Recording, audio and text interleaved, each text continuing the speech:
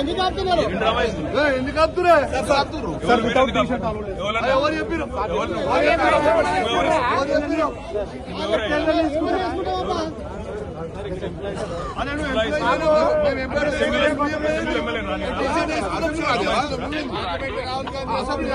రాహుల్ గాంధీ వచ్చింది.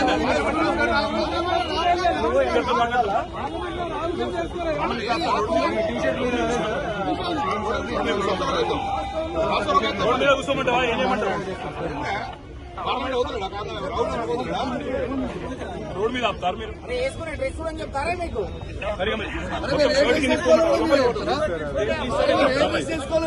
మీరు ఎక్స్పోజ్ అవుతున్నారని భయపడుతున్నారా? మరి రాహుల్ గాంధీ మీ నాయకుడే అదానీ బీజేపీ ఒకటని, అదానీ దొంగని, అదానీ తప్పులు చేసిందని, అదానీ గురించి రాహుల్ గాంధీ తింటాడు. నువ్వేమో చీకట్లో ఒప్పందాలు చేసుకుంటావు, అలాయి బలాయి చేసుకుంటావు. మా అదానీతోని వేల కోట్ల రూపాయలు అగ్రిమెంట్ చేస్తున్నావు. ఇది ఎక్కడి న్యాయమో అని నేను ఈ రోజు రేవంత్ రెడ్డి అడుగుతా ఉన్నాను. అయినా మొదటి రోజు శాసనసభ సమావేశాల్లో గతంలో అనేక మంది శాసనసభ్యులు, విపక్షాలు, ప్రతిపక్షాలు అంబేద్కర్ నుంచి రైతుల పక్షాన గడ్డి పట్టుకొని పోయిన సందర్భాలు ఉన్నాయి, కన్నీళ్లు పట్టుకొని పోయిన సందర్భాలు ఉన్నాయి. నిరసన రూపాల్లో ప్రభుత్వాన్ని తట్టిలేపడానికి, ప్రభుత్వం మీద ఒత్తిడి పెంచడానికి, ప్రభుత్వ తప్పిదాలు ఎత్తి చూపడానికి ప్రతిపక్షాలు వివిధ రూపాల్లో ప్రయత్నం చేస్తాయి. మరి మమ్మల్ని ఎందుకు నొక్కుతా ఉన్నారు అంటే మీ దగ్గర సమాధానం లేదు.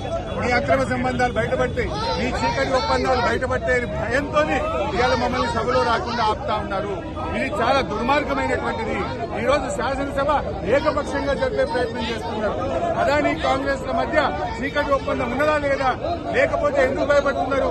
అదానీతో మీకు చీకటి ఒప్పందాలు లేకపోతే, టేబుల్ కింద ఒప్పందాలు లేకపోతే మమ్మల్ని ఎందుకు ఆపుతున్నావు రేవంత్ రెడ్డి అని అడుగుతా ఉన్నా. నీ రాహుల్ గాంధీ నిన్నగాక మొన్న పార్లమెంట్ లో టీ షర్ట్ వేసుకొని అదానీ మోడీ బాయ్ బాయ్ అని, అదానీ బీజేపీ బాయ్ బాయ్ అని రాహుల్ ప్రియాంకలకు ఇబ్బంది లేనప్పుడు మాకెందుకు ఇబ్బంది? ఎందుకంటే నువ్వు తప్పు చేసినావు, నువ్వు చీకటి ఒప్పందాలు చేసినావు, నీ అక్రమ సంబంధాలు బయటపట్టే భయం పట్టుకొని రేవంత్ రెడ్డి గారు మా గొంతు నొక్కి శాసనసభలకు పోకుండా బీఆర్ఎస్ శాసనసభ్యులను అరెస్ట్ చేయడాన్ని తీవ్రంగా ఖండిస్తా ఉన్నాం.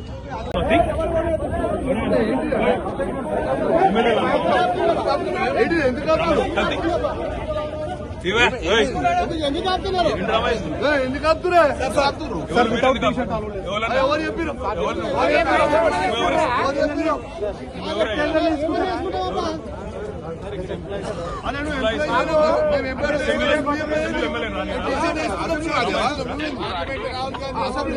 రాహుల్ గాంధీ వచ్చింది.